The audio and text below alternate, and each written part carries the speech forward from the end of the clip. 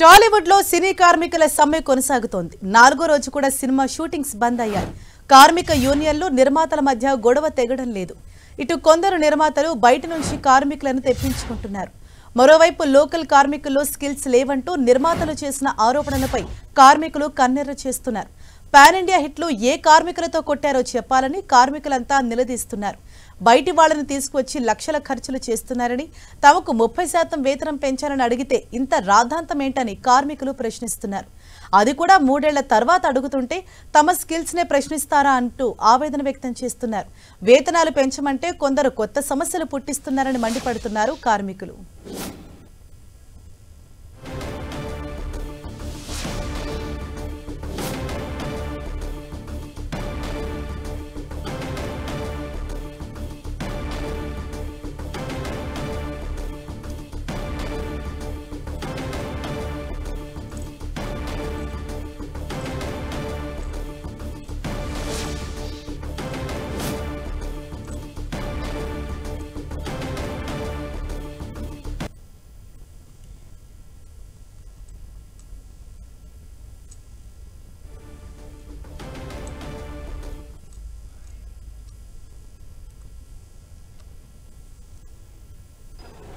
మా 24 క్రాఫ్ట్స్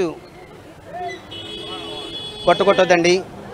మీరు కాస్త ఒక మెట్టు దిగైనా మా పేదవాళ్ళ గురించి ఆలోచించండి. ఎర్లీ మార్నింగ్ మేము లేచి ఎంత కష్టపడుతున్నామో, మా దగ్గర ఏ స్కిల్స్ ఉన్నాయో, మీకు ఏం కావాలో అన్నీ అడిగి చేయించుకోండి, మేము చేస్తాము. మాకు వేలు లక్షలు అడగట్లేదండి. బయట నుంచి వచ్చే మెంబర్స్కి ఫ్లైట్ టికెట్స్ కానీ, హోటల్స్ కానీ, వాళ్ళకి ఫుడ్ సెక్షన్స్ కానీ, వాళ్ళకి ఇక్కడ లగ్జరీగా బతకడానికి మీరు అన్ని రకాలుగా అన్ని వేలు ఖర్చు పెడుతున్నారు. ఓకే సార్, ఒక పర్సన్ వస్తే 15,000 రూపాయలు ఇస్తున్నారు, 20,000 రూపాయలు ఇస్తున్నారు. మీరే ఒక్క అడుగు ఆలోచించండి. ఇది బిజినెస్ మైండ్లో ఆలోచించొద్దండి. ఒక కార్మికులు, ఒక శ్రామికులు, వర్కర్స్ పని చేస్తే ఎంతమంది బతుకుతున్నారో, మీరు ఎంతమందికి అన్నం పెడుతున్నారో ఒకసారి దయచేసి ఆలోచించి కాస్త మనసు సరి చేసుకోండి కొంచెం.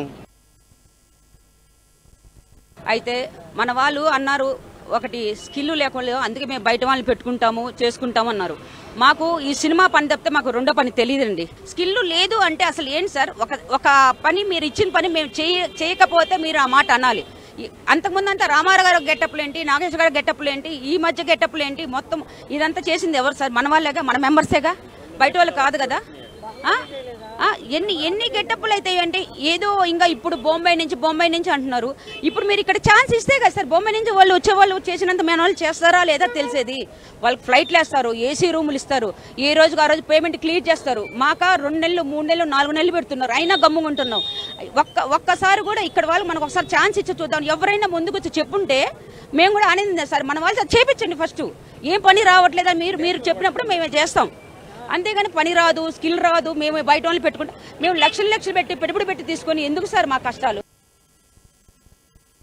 మేము అడుగుతుంది ఏంటి సార్, సంవత్సరం పెరిగే 10% అది పెండింగ్ పెట్టడం వల్ల 3 సంవత్సరాలు చేరింది. 3 సంవత్సరాలు చేరక 4వ సంవత్సరం 4 నెలలు అయిపోయింది. దీనికి అడుగుతున్నాము సార్, ఇది ఇవ్వమంటే మాకు 4 గోడల మధ్య గౌరవంగా పనిచేసుకునే వాళ్ళం రోడ్డు మీద రావటం, మన ఇండస్ట్రీని మేము రోడ్డు మీద వేయట్లేదు సార్. మేము బాధలు చెప్పుకోవడానికి వస్తున్నాం. అసలు డబ్బులు అడగబట్టే కదా సార్ ఈ ప్రాబ్లం. డబ్బులు అడగకపోతే ఏమి ఉండదుగా. అడిగినందుకు ఇదే శిక్ష. మాకు ఆల్రెడీ స్కిల్ ఉంది.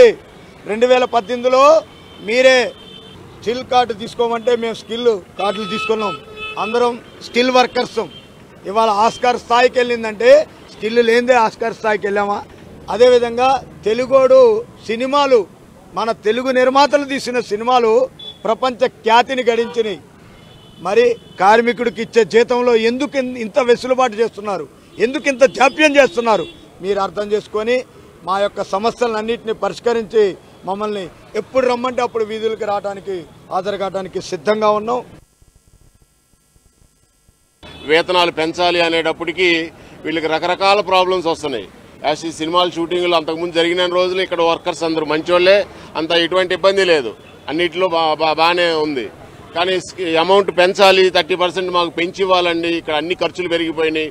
అది 3 ఇయర్స్కి ఒకసారి పెంచడానికి, 30% పెంచడానికి కూడా వీళ్ళకి వేజెస్ పెంచాలి అన్నప్పుడు మాత్రమే స్కిల్ వర్కర్స్ లేరు, ఇక్కడ స్కిల్ వర్కర్స్ లేరు, మేము బయట నుంచి తెచ్చుకుంటాము, మేము పెంచు అనే మాటలు మాట్లాడటం మాత్రం ఇక్కడ అందరినీ టెక్నీషియన్స్ అందరినీ చాలా బాధ కలిగి